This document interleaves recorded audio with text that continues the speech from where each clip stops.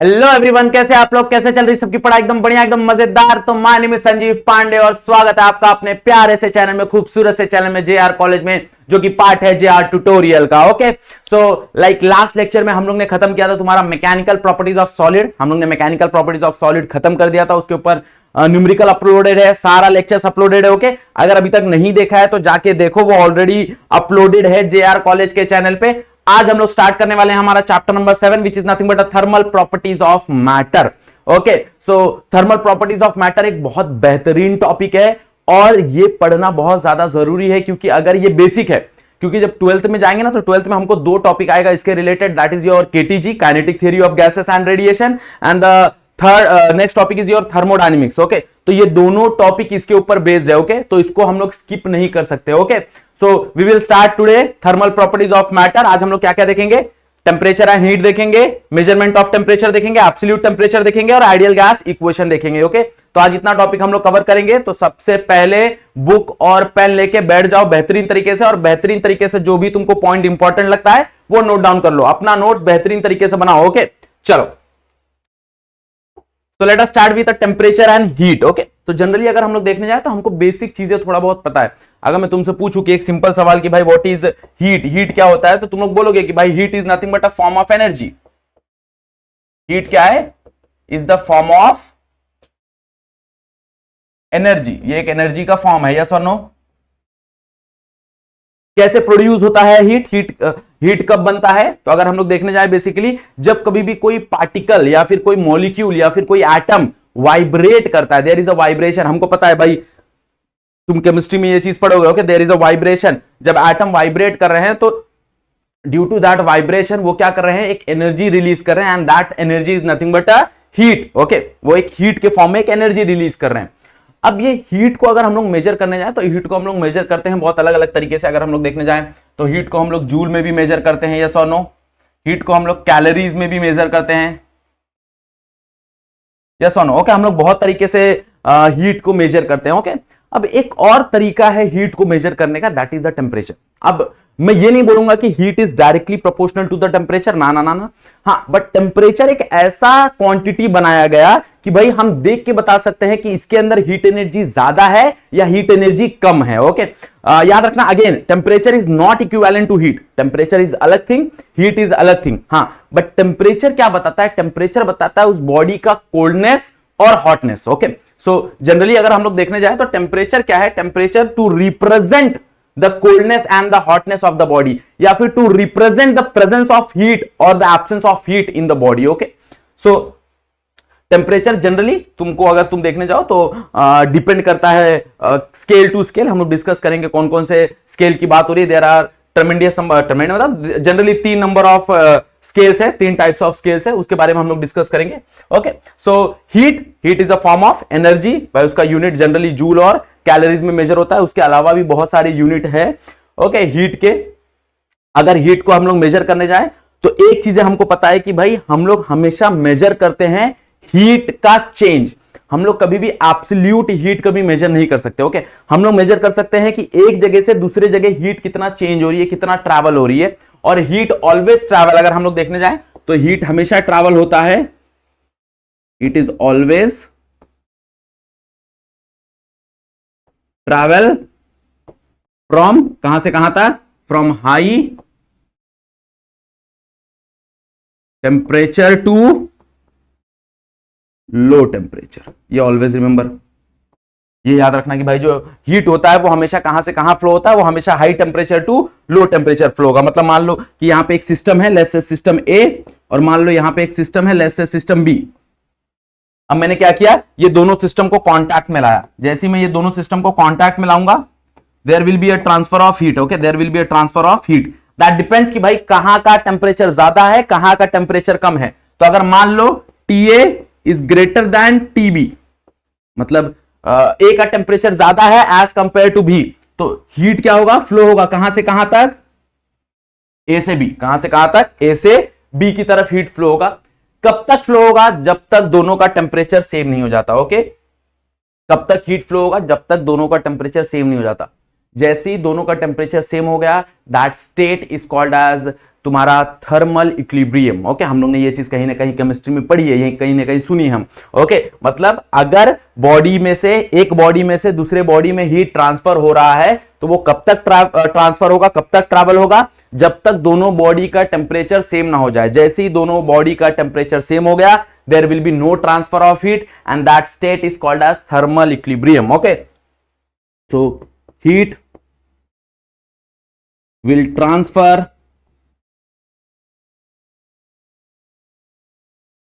until the temperature of the body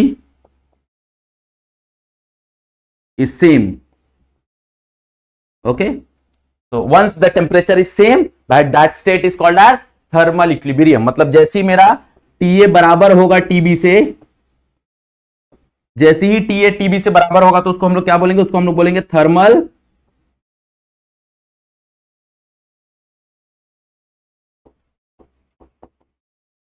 equilibrium. Okay, that is called as thermal equilibrium. Clear, बात समझ में आ गई? हाँ या ना, हाँ या ना। सो अब टेम्परेचर कहां से डिफाइंड होता है, तो जनरली हम लोग देखने जाए ना तो टेम्परेचर डिफाइंड होता है कि भाई उस पर्टिकुलर गैस या फिर उस पर्टिकुलर लिक्विड या फिर उस पर्टिकुलर सॉलिड का जो मॉलिक्यूल है उसके पास कितनी काइनेटिक एनर्जी है। क्योंकि जैसे मैं उसको हीट दूंगा तो उसके जो मॉलिक्यूल्स है वो वाइब्रेट करना चालू करेंगे। जब वो वाइब्रेट करना चालू करेंगे तो उनके पास कुछ काइनेटिक एनर्जी आएगा। तो वो काइनेटिक एनर्जी कितनी है, that is express in terms of temperature. जब हम लोग 12th में पढ़ेंगे काइनेटिक थियरी तो वहां पे हम पढ़ेंगे काइनेटिक एनर्जी का जो फॉर्मूला पढ़ेंगे वो पढ़ेंगे 3/2 kBT। यस और नो, 3/2 kBT मतलब kinetic energy per unit molecule is nothing but your temperature. Okay, ये चीज हम लोग डिस्कस करेंगे 12th में, ये चीज हम लोग डिस्कस करेंगे 12th में। क्लियर, बात समझ में आ गया एवरीवन? ओके, अब जनरली अगर हम लोग देखने जाए तो टेम्परेचर को मेजर करने के लिए 3 स्केल है हमारे पास, the Celsius scale, Fahrenheit scale और तुम्हारा केल्विन स्केल, जिसको हम लोग एब्सोल्यूट टेम्परेचर भी बोलते हैं, एब्सोल्यूट जीरो टेम्परेचर भी बोलते हैं। ओके, सो डिस्कस करेंगे एक एक करके। सबसे पहले हम लोग डिस्कस करेंगे सेल्सियस और फ़ारेनहाइट का। ओके, तो जनरली अगर हम लोग देखने जाए तो यहां पे 2 पॉइंट का बहुत इंपॉर्टेंट रोल है। एक होता है तुम्हारा आइस पॉइंट एंड दूसरा होता है तुम्हारा योर मेल्टिंग पॉइंट या boiling point, not melting point. तो सबसे पहला हो जाता है ice point which is also called as freezing point. तो अगर हम लोग देखने जाए तो आइस पॉइंट या फिर उसको ही बोलते हैं फ्रीजिंग पॉइंट। ओके, और वहीं पे सेम एक और पॉइंट होता है which is called as boiling point.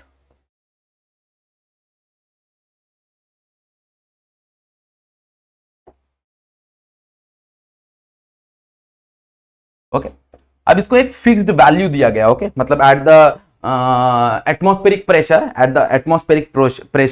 हम लोग ने देखा कि भाई कहां पे वो बॉइल हो रहा है। मतलब मान लो कि मैंने एटमॉस्फेरिक प्रेशर रखा और जैसे ही मैंने गैस जलाया पानी बॉइल होना चालू हुआ, थोड़ी देर बाद पानी बॉइल होना चालू हुआ। जब पानी बॉइल होना चालू हुआ तो हम लोग ने उसको मार्क कर दिया एज 100 सेंटीग्रेड। ओके, हम लोग ने उसको नाम दे दिया, एक रैंडम नाम दिया दैट इज 100 सेंटीग्रेड। ओके, बाद में वो साइंटिस्ट आया, उन्होंने अपने नाम पे कन्वर्जन किया दैट इज सेल्सियस के, बट उसको सेंटीग्रेड बोला गया। सेंटीग्रेड बोले तो सेंटी बोले तुम्हारा डेसिमल वाला पार्ट है ना, 10 का डेसिमल, वो रखा गया। ओके, तो बॉइलिंग पॉइंट को नाम दे दिया क्या, 100 डिग्री सेल्सियस। ओके, और तुम्हारा फ्रीजिंग पॉइंट को देखा भाई बर्फ जमा, जैसे ही बर्फ जमा उसको नाम दे दिया गया 0 डिग्री सेल्सियस। क्या नाम दे दिया, 0 डिग्री सेल्सियस। मतलब अगर हम लोग देखने जाए तो सेल्सियस स्केल में तुम्हारा जो बॉइलिंग पॉइंट है वो मार्क है किस पे, 0 डिग्री सेल्सियस पे। और सॉरी, फ्रीजिंग पॉइंट जो मार्क है तुम्हारा वो 0 डिग्री सेल्सियस पे, और बॉइलिंग पॉइंट जो मार्क है वो 100 डिग्री सेल्सियस पे, सेल्सियस स्केल पे। वहीं अगर हम लोग फ़ारेनहाइट स्केल पे देखने जाए तो फ़ारेनहाइट स्केल पे तुम्हारा जो बॉइलिंग पॉइंट मार्क है वो है तुम्हारा 212 फ़ारेनहाइट। ओके, और तुम्हारा जो आइस पॉइंट और जो फ्रीजिंग पॉइंट मार्क है वो है तुम्हारा 32 डिग्री फ़ारेनहाइट। क्लियर, बात में आ रहा है? ओके, तो जनरली हम लोग जब कभी भी बॉडी टेम्परेचर नापते हैं, हम लोग जब कभी भी डॉक्टर के पास जाते हैं, डॉक्टर हमको जब बुखार होता है तो हम जब अपना बॉडी टेम्परेचर नापते हैं ना तो हम लोग बोलते हैं 99 डिग्री बुखार है। ओके, तो that 99 degree is not a degree Celsius. Okay, that is degree Fahrenheit, क्योंकि 99 डिग्री सेल्सियस बहुत ज्यादा होता है। ओके, उतने पे तुम्हारा पानी उबलना चालू होता है, 100 डिग्री सेल्सियस पे पानी उबलना चालू होता है। तो सोच लो अगर उतना हमारे बॉडी का टेम्परेचर रहेगा तो हम पिघलना चालू करेंगे, हमारा खून उबलना चालू करेगा। ओके, तो that is not a degree Celsius, that is a Fahrenheit. मतलब 99 डिग्री फ़ारेनहाइट होता है वो। Okay, that is the normal body temperature. 98 से 99 degree Fahrenheit is the normal body temperature. Okay, तो वो फ़ारेनहाइट में है। अगर डिग्री सेल्सियस में देखने जाओगे तो that is approximately 36-37 degree Celsius के आसपास। ओके, वो हम कैलकुलेट करेंगे, देखो बताऊंगा वो चीज कैसे। क्लियर बात समझ आ गया? तो यहां पे दो ही चीज को इंपॉर्टेंट देना है। क्या देना है? एक तो बॉइलिंग पॉइंट को इंपॉर्टेंट देना है। बॉइलिंग पॉइंट क्या है? What is boiling point? Okay, so eight which, at temperature at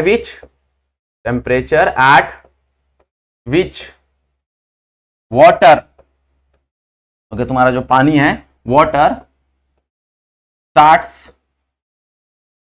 boiling. Boiling मतलब एक और तरीके से इसको समझ सकते हो कि भाई जो लिक्विड स्टेट है वो तुम्हारा वेपर स्टेट में कन्वर्ट हो रहा है। मतलब जो तुम्हारा लिक्विड है, that liquid starts converting into vapour, मतलब यहां पे वेपराइजेशन हो रहा है। ओके, तो जैसे ही वेपराइजेशन स्टार्ट होगा, वो जो टेम्परेचर है उस टेम्परेचर को हम लोग मार्क करेंगे, that is 100 degree Celsius in degree Celsius, और फ़ारेनहाइट में हम लोग मार्क करेंगे 212 डिग्री फ़ारेनहाइट। ओके, कोई चीज अगर मैं आइस पॉइंट में देखने जाऊं, अगर मैं फ्रीजिंग पॉइंट में देखने जाऊं, तो फ्रीजिंग पॉइंट में क्या हो जाएगा? फ्रीजिंग पॉइंट को हम लोग क्या बोल सकते हैं कि temperature at which water, okay भाई वाटर क्या हो गया? Temperature at which water start freezing. सुनो, water starts freezing, that is your liquid state converted into solid state. Okay, तुम्हारा लिक्विड स्टेट किस में कन्वर्ट हो रहा है? आइस में कन्वर्ट हो रहा है। तो आइस में कन्वर्ट हो रहा है, इसका मतलब वो सॉलिड में कन्वर्ट हो रहा है। ओके, तो temperature at which by water starts freezing, that is liquid state is converted into solid states, that is called as ice point या फिर फ्रीजिंग पॉइंट। ओके, और डिग्री सेल्सियस में वो कितना मार्क है? 0 डिग्री सेल्सियस। और वहीं पे अगर हम लोग देखने जाए फ़ारेनहाइट स्केल में कितना मार्क है? That is 32 degree Fahrenheit. Clear बात समझ आ गया एवरीवन? हाँ या ना? अब there is a relation between the degree Celsius scale and the Fahrenheit scale, and what is that relation? देखो जरा, तो ये ग्राफ से समझने की कोशिश करते हैं व्हाट इज द रिलेशन। तो मान लो कि मैंने वाई एक्सिस पे हम लोग ने क्या लिया? वाई एक्सिस पे हम लोग ने लिया है फ़ारेनहाइट स्केल। ओके, ये तुम्हारा फ़ारेनहाइट स्केल हो गया। और एक्स एक्सिस पे हम लोग ने क्या लिया? एक्स एक्सिस पे हम लोग ने लिया है डिग्री सेल्सियस स्केल। ओके, तो यहां पे अगर हम लोग देखेंगे तो मान लो कि इनिशियली मेरा जो बॉइलिंग है, फ्रीजिंग पॉइंट है वाटर का, वो 0 डिग्री सेल्सियस है। तो डिग्री सेल्सियस पे यहां पे 0 से स्टार्ट होगा, बट फ़ारेनहाइट में वही चीज स्टार्ट होगी फ्रॉम 32, बिकॉज 32 मार्किंग होता है किसके लिए? फ़ारेनहाइट स्केल के लिए, जब वो पानी फ्रीज हो रहा है। ओके, डिग्री सेल्सियस में that marking is 0, but Fahrenheit scale में दैट मार्किंग इज 32। तो ये 32 डिग्री फ़ारेनहाइट है, इस यहां पे मार्क होगा, क्योंकि वो 0 पे तो है नहीं, तो थोड़ा सा ऊपर मार्क होगा। यस और नो? अब मैंने टेम्परेचर बढ़ाना चालू किया, टेम्परेचर बढ़ाना चालू किया, टेम्परेचर बढ़ाना चालू किया, तो टेम्परेचर बढ़ेगा, दोनों बढ़ेगा भाई, ये भी बढ़ेगा और ये भी बढ़ेगा। ये कहां तक बढ़ेगा? 100 तक, क्योंकि बॉइलिंग पॉइंट जो होता है वाटर का वो 100 डिग्री सेल्सियस होता है। बट ये कहां तक बढ़ेगा? ये बढ़ेगा 212 तक, क्योंकि बॉइलिंग पॉइंट अगर फ़ारेनहाइट स्केल में देखने जाओ तो वो होता है 212 फ़ारेनहाइट। यस और नो?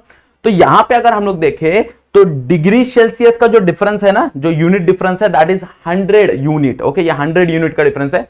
बट अगर हम लोग देखने जाए फ़ारेनहाइट स्केल में ना, तो फ़ारेनहाइट स्केल में जो डिफरेंस है दैट इज 180 डिग्री का डिफरेंस। ओके, उसमें 180 डिग्री का यूनिट है, 180 यूनिट्स का डिफरेंस है। ओके, बात सुना रहा? तो अगर हम लोग ध्यान दें यहां पे दोनों का, अगर मैं कन्वर्जन देखूं तो कन्वर्जन क्या होगा भाई? The temperature in Celsius scale minus उसका फ्रीजिंग पॉइंट डिवाइड बाय उसमें कितना डिफरेंस है।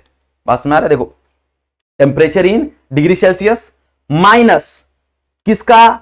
उस डिग्री सेल्सियस का फ्रीजिंग पॉइंट। तो डिग्री सेल्सियस का फ्रीजिंग पॉइंट क्या है? 0, डिवाइड बाय डिफरेंस कि भाई उसके फ्रीजिंग और बॉइलिंग पॉइंट में कितना डिफरेंस है। तो उसके फ्रीजिंग और बॉइलिंग पॉइंट में डिफरेंस है 100 यूनिट का, तो divide by 100 is equals to, okay, same चीज फ़ारेनहाइट के लिए। तो temperature in Fahrenheit, temperature in Fahrenheit, तो temperature in Fahrenheit minus, okay भाई फ़ारेनहाइट का तुमको फ्रीजिंग पॉइंट पता है दैट इज 32, तो माइनस 32 डिवाइड बाय उन दोनों का डिफरेंस, मतलब बॉइलिंग और फ्रीजिंग का कितना यूनिट डिफरेंस, दैट इज 180। तो दिस इज द फॉर्मूला जो तुम लोग इस्तेमाल करके क्या कर सकते हो भाई? तुम इस्तेमाल करके डिग्री सेल्सियस को फ़ारेनहाइट में कन्वर्ट कर सकते हो, फ़ारेनहाइट को डिग्री सेल्सियस में कन्वर्ट कर सकते हो। ओके, क्लियर बात समझ आ रहा है एवरीवन? हाँ या ना? ओके, सिंपल कहानी है ये जनरली है ना, जरूरी नहीं कि तुम्हारा डिग्री सेल्सियस हो या फिर फ़ारेनहाइट हो, कभी कभी कोई एक्स स्केल बोल दिया जाता है, लेट्स से कोई एक्स स्केल है, ओके, तो एक्स स्केल को अपने को क्या करना है, कन्वर्ट करना है। तो सेम चीज याद रखने का, temperature in x scale, okay, minus उसका जो भी तुम्हारा फ्रीजिंग पॉइंट दिया रहा, फ्रीजिंग पॉइंट डिवाइड बाय उसका डिफरेंस, जो भी उसका डिफरेंस दिया हो, और उसके बाद उसको कंपेयर कर दो किसी के साथ, या फिर डिग्री सेल्सियस के साथ या फिर डिग्री फ़ारेनहाइट के साथ। तो temperature in degree Celsius minus 0 divide by 100, तो तुमको कोई भी एक्स स्केल का आ जाएगा। पैटर्न यही रखना है, पैटर्न यही रखना है, ओके, याद तुमको यही रखना है कि भाई टेम्परेचर लेना है, उसको माइनस करना है उसके फ्रीजिंग पॉइंट से, और उसको डिवाइड करना है उसके यूनिट से, ओके, कितना डिफरेंस आ रहा है उसके यूनिट में, ये चीज का ध्यान रखना, ओके। तो भाई degree Celsius, temperature in degree Celsius minus 0 और डिवाइड बाय उसका यूनिट, कितना डिफरेंस आ रहा है उसमें, is equals to temperature in Fahrenheit minus करना है उसके फ्रीजिंग से, दैट इज 32 डिवाइड बाय उसका कितना डिफरेंस आ रहा है, दैट इज 180। क्लियर, बात में आ गया एवरीवन, हाँ या ना। अब मान लो कि अगर मेरे को किसी ने बोला है कि लेट्स से, एक एग्जांपल के तौर पे इसको समझने की कोशिश करते हैं। अपने को यहां पे किसी ने बोला है कि तुम्हारा जो डिग्री सेल्सियस है, लेट्स से वो 35 है, 35 degree Celsius, okay, let's say degree Celsius क्या है 35, उसको फ़ारेनहाइट में कन्वर्ट करो, तो क्या होगा, देखो यहां पे सब्स्टिट्यूट करो, टीसी की जगह 35 minus 0 is nothing but your 35 divide by तुम्हारा 100 इक्वल्स टू क्या हो जाएगा, टीएफ माइनस तुम्हारा 32 डिवाइड बाय 180, हाँ है ना, 180 है ये 81। तो क्या होगा देखो जरा, यहां से 1 0 उड़ जाएगा बराबर, यहां से तुम्हारा 2 से काट दोगे तो इधर 9 बच जाएगा, इधर 2 से काट दोगे तो इधर 5 बच जाएगा, 5 से ये कट जाएगा, दैट इज 7, 9 इधर आ जाएगा, 9 7 जा तुमको पता है भाई, 9 7 जा 63, तो ये हो जाएगा तुम्हारा 63 is equals to TF minus 32, ये 32 इधर आ जाएगा प्लस, तो टीएफ कितना आएगा देखो जरा, अगर प्लस करोगे तो 95 के आसपास, यस और नो, कितना आ जाएगा 95 डिग्री फ़ारेनहाइट,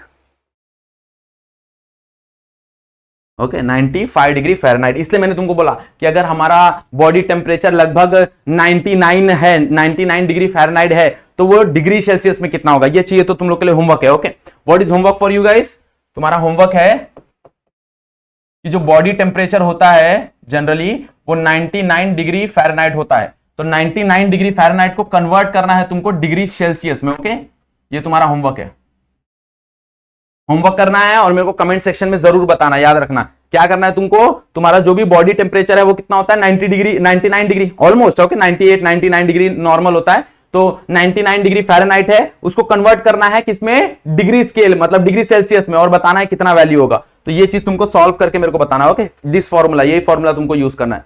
क्लियर, बात समझ में आ गया एवरीवन, चलो next is absolute temperature. What is absolute temperature, क्या होता है एब्सोल्यूट टेम्परेचर, तो जनरली अगर हम लोग देखने जाए तो हमारे पास 0 degree Celsius is not the lowest point, हमारे पास उससे नीचे भी टेम्परेचर है, -10 -20 -30 -40 ऐसा,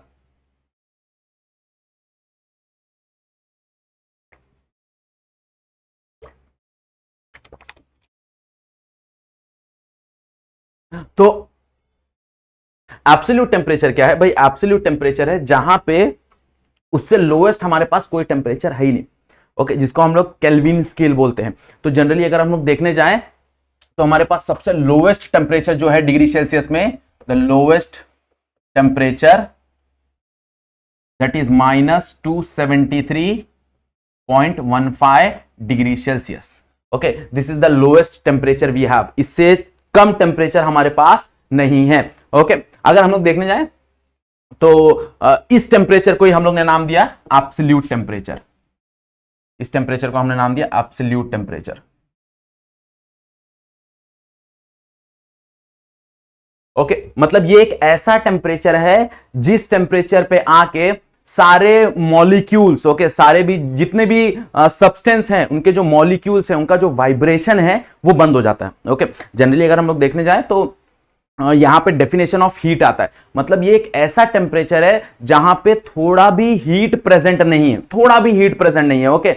अगर हम लोग बोले, मैं तुमसे सवाल पूछूं कि -100 डिग्री सेल्सियस, तो ये ठंडा है या गर्म है, तो हमारे मन से ऑब्वियसली हमारे मुंह से आंसर निकलेगा sir -100 degree Celsius is very cold temperature, the answer is no, okay, there is nothing like a cold, कहीं पे भी कोल्ड शब्द का इस्तेमाल नहीं है, याद रखना।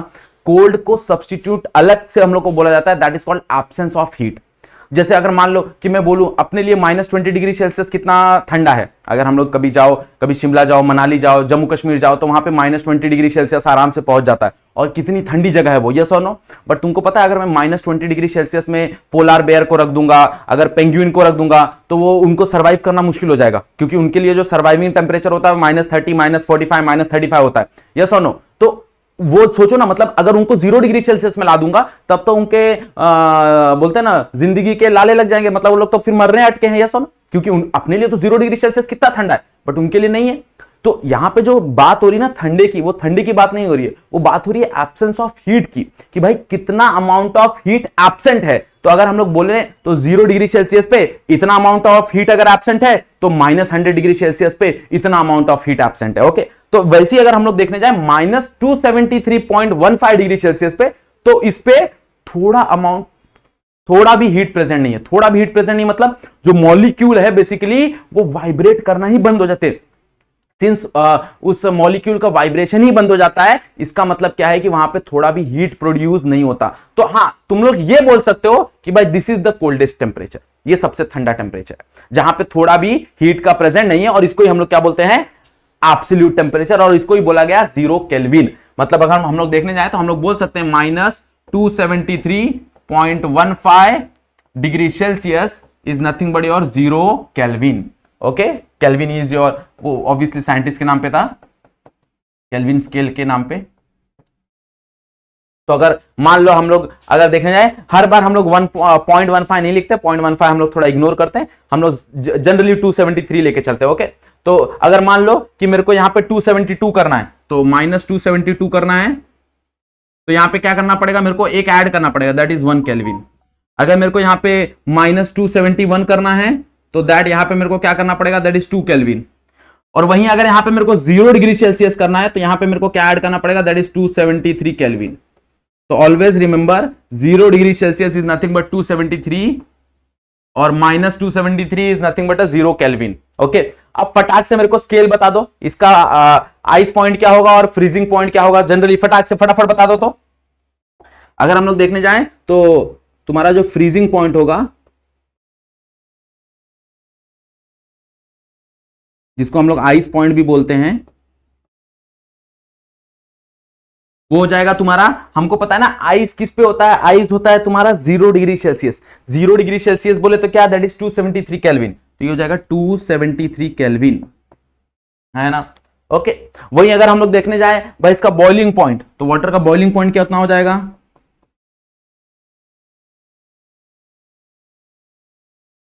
तो हमको पता है 100 डिग्री सेल्सियस, तो 100 डिग्री सेल्सियस में 273 ऐड कर दो, that is 373, 373 kelvin. Okay, clear बात समझा भाई। तुम्हारा जो फ्रीजिंग पॉइंट होगा, जो आइस पॉइंट होगा, वो डिग्री केल्विन, केल्विन में कितना होगा, दैट इज 273, और बॉइलिंग पॉइंट कितना होगा, 373 केल्विन। क्लियर बात समझ आ रहा है, ये तुम्हारा केल्विन स्केल हो गया। मतलब अगर मेरे को कोई कन्वर्जन करने बोले तो भाई अगर डिग्री सेल्सियस से मेरे को केल्विन में कन्वर्ट करना है, तो सिंपली क्या करो, ऐड कर दो कितना, 273। तो मैं बोल सकता हूं temperature in degree Celsius is equal to the temperature in Kelvin, sorry, temperature in Kelvin, यहां पे तुम्हारा क्या है, केल्विन है, temperature in Kelvin is equal to temperature in degree Celsius plus 273। Okay, अगर मान लो किसी ने बोला 0 डिग्री सेल्सियस, तो यहां पे 0 डिग्री सेल्सियस पुट करो, प्लस करो, क्या हो जाएगा 273। ओके, किसी ने बोला यहां पे 100 डिग्री सेल्सियस, तो 100 डिग्री सेल्सियस पुट करो, ऐड करो, यू विल गेट 373। ओके, तो ये कन्वर्जन स्केल है तुम्हारा केल्विन से डिग्री सेल्सियस में। ओके, अगर केल्विन डिग्री सेल्सियस या फिर डिग्री सेल्सियस केल्विन में करना है, तो ये स्केल तुम लोग याद कर सकते हो, ये फॉर्मूला तुम लोग याद कर सकते हो। क्लियर बात समझ में आ गया, सारी कहानी समझ में आ गई एवरीवन। चलो नेक्स्ट आगे बढ़ेंगे। Next is your ideal gas equation. Okay, मेरे ख्याल से ऑलरेडी तुम लोग ने ये चीज कहीं ना कहीं केमिस्ट्री में डिस्कस की होगी, ओके, स्कूल में पढ़ा होगा या फिर टेक्स्ट बुक में तुमने कहीं ना कहीं आइडियल गैस का कहानी पहले से ही जान चुके हो थोड़ा सा। ओके, और बहुत अच्छी बात है, बहुत बेहतरीन चीज है ये। ओके,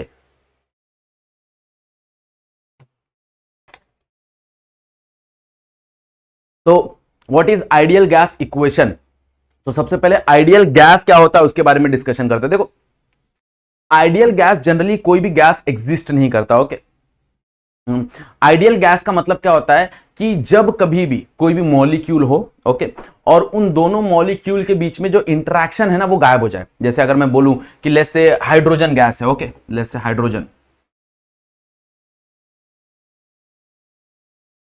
ओके, मान लो हाइड्रोजन गैस है। तो अगर हाइड्रोजन गैस है, अब मान लो उसके दो मॉलिक्यूल है, ये दो मॉलिक्यूल है, दो एटम, दो मॉलिक्यूल, जो पकड़ना चाहो पकड़ लो। अब ये दोनों मॉलिक्यूल के बीच में there is a interaction, okay, there is a interaction, there is a force of attraction, yes और नो। तो उनके बीच में कहीं ना कोई तो फोर्स ऑफ अट्रैक्शन या कोई ना कोई तो इंटरेक्शन है। तो अगर ऐसा इंटरेक्शन है मतलब वो आइडियल गैस नहीं है। आइडियल गैस का कंडीशन क्या होता है कि भाई दो मॉलिक्यूल के बीच में कोई भी फोर्स ऑफ अट्रैक्शन या फिर कोई भी इंटरेक्शन नहीं होना चाहिए।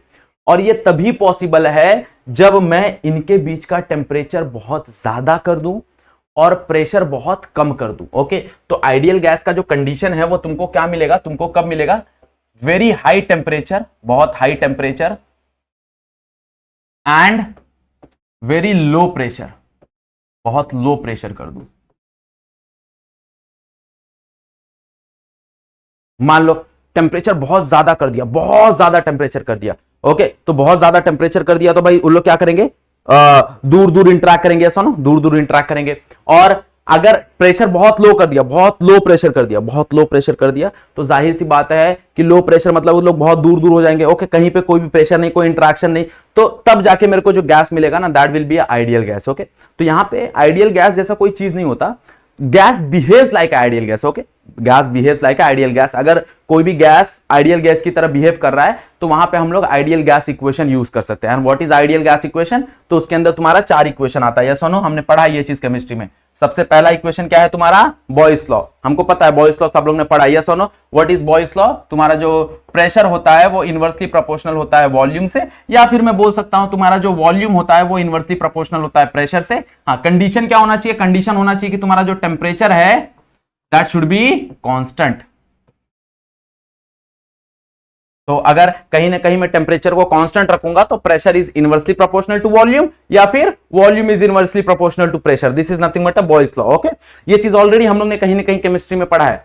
Next is what is Charles law. Charles law क्या है भाई, यहां पे भी कहानी वही है कि तुम्हारा जो वॉल्यूम है that volume is directly proportional to the temperature. तुम्हारा जो वॉल्यूम है वो डायरेक्टली प्रोपोर्शनल है टेम्परेचर के साथ। हाँ, कंडीशन क्या लगना चाहिए, प्रोवाइडेड क्या है कि यहां पे तुम्हारा जो प्रेशर है दैट शुड बी कांस्टेंट। तो pressure should be constant, pressure should be constant. क्या होना चाहिए, प्रेशर तुम्हारा कांस्टेंट होना चाहिए। क्लियर, बात में आ गया। What is Boyle's law, pressure is inversely proportional to volume और volume is inversely proportional to pressure. मतलब अगर जाहिर सी बात है अगर मैं प्रेशर बढ़ाऊंगा तो वॉल्यूम कम होगा, अगर वॉल्यूम बढ़ाऊंगा तो प्रेशर कम होगा। ओके, ये बेसिक फंडा है। ओके, अब तू एक बलून को प्रेस करो, तुम लोग प्रेशर इंक्रीज करो, जब प्रेशर इंक्रीज करोगे तो ऑब्वियसली उसका वॉल्यूम क्या होगा, डिक्रीज होगा। Okay, clear. चार्ल्स लॉ क्या बोल रहा है, volume is directly proportional to the temperature. जैसे जैसे टेम्परेचर बढ़ेगा वैसे वैसे वॉल्यूम भी बढ़ेगा। जैसे सबसे बेहतरीन एग्जांपल है तुम्हारा दूध का। ओके, हम लोग ने देखा है ना, घर पे जब दूध हम लोग बॉईल करते हैं तो क्या होता है, जैसे जैसे टेम्परेचर बढ़ता है वैसे वैसे उस दूध का वॉल्यूम भी क्या होता है, इंक्रीज होता है। यस और no. The next is your Gay-Lussac law, okay, which is also called as pressure law। इसको हम लोग प्रेशर लॉ भी बोलते हैं। What is this pressure law, भाई जो तुम्हारा प्रेशर है वो कहीं ना कहीं डायरेक्टली प्रोपोर्शनल है टेम्परेचर से। ओके, तो pressure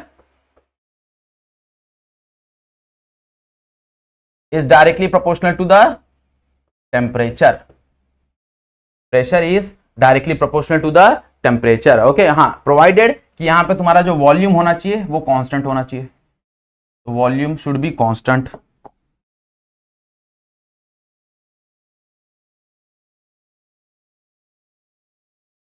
volume should be constant. Okay, volume क्या होना चाहिए, कांस्टेंट होना चाहिए। यस और नो, हाँ है ना, बात समझ में आ रही है एवरीवन, यस और नो। ओके, तो अगर pressure is directly proportional to temperature है। Okay, next is Avogadro law. What is Avogadro law, तुम्हारा जो वॉल्यूम है that volume should be directly proportional to the number of mole. Okay, जिसके पास number of मोल ज्यादा रहेगा उसका वॉल्यूम ज्यादा रहेगा, तो volume is directly proportional to the number of mole. Condition क्या है कि your pressure and temperature should be constant here, okay, pressure and temperature should be constant, pressure and temperature should be constant. Clear, बात समझ में आ गई everyone? है yes और no? अब अगर मैं सारे इक्वेशन को कंबाइन कर लूं तो हम लोग बोल सकते हैं कि P V is directly proportional to your N T, हाँ या ना? Okay, P V is directly proportional to your N T, and ये प्रोपोर्शनलिटी का साइन अगर मेरे को हटाना है तो यहां पे कांस्टेंट डालना पड़ेगा, and that constant is your gas constant, where R is the gas constant, universal gas constant है ये, उसका वैल्यू फिक्स्ड है तुम्हारा 8.317, यस और no? Okay, joule per KG Kelvin, yes और नो? तो आर का वैल्यू हमको फिक्स्ड रहता है, वो यूनिवर्सल गैस कांस्टेंट है। ये जो इक्वेशन है ना, ये बहुत काम की चीज है, that is PV is equals to NRT, where P is pressure, V is volume, N is number of mole, R is gas constant and T is temperature. मतलब अगर कोई भी गैस बिहेव कर रहा है as an ideal gas, so we can use this equation, और अगर कोई भी गैस फॉलो कर रहा है इस इक्वेशन को तो हम लोग बोल सकते हैं कि भाई वो एक आइडियल गैस इक्वेशन है, मतलब वो एक आइडियल गैस है। Okay, there is nothing like, actual में देखने जाओ तो कोई भी बोलते हैं ना आइडियल गैस एग्जिस्ट नहीं करता, ओके, बट हाँ, अगर कोई भी गैस मतलब हाइड्रोजन हो गया, ऑक्सीजन हो गया, अगर वो इस इक्वेशन को फॉलो कर रहा है तो हम लोग बोल सकते हैं कि that gas behaves like an ideal gas. Clear, कहानी समझ में आ गया? ये चीज याद रखना, ये चीज बहुत इंपॉर्टेंट है, that is PV is equals to NRT, already तुमको याद रहेगा ये चीज। क्लियर एवरीवन, बात समझ में आ गया? ओके, कहानी समझ में आया, चारों लॉ समझ में आया? चलो, ओके, सो आज हम लोग ने सारा बेसिक चीजें कंप्लीट कर लिया। नेक्स्ट लेक्चर से we will start with thermal expansion. Okay भाई, कैसे तुम्हारा हीट जैसी हम प्रोवाइड करते हैं सब्सटेंस को, तो कैसे सब्सटेंस एक्सपांड करता है, कैसा रिएक्ट करता है। ओके, ये सारा चीज हम लोग नेक्स्ट लेक्चर में कंटिन्यू करेंगे। ओके, क्लियर, बात समझ में आ गया एवरीवन? चलो, अगर वीडियो यहां तक देखा है तो क्या करना है, वीडियो को लाइक करना है, चैनल पे फर्स्ट टाइम है तो चैनल को सब्सक्राइब जरूर कर लेना और बेल आइकन जरूर दबा देना। ओके, और दोस्तों को शेयर कर दो।